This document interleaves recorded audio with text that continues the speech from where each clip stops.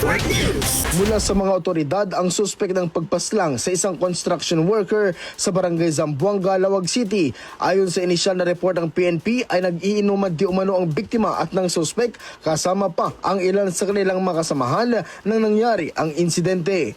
Pagkatapos ito ay hindi nagkaunawa ng suspek at biktima at dumako pa ito sa puntong binugbog. Pinaghampas ng isang matigas na bagay ang ulo ng biktima at di umano'y sinaksak pa ito at saka itinapon ang bangkay ng biktima sa damuhan.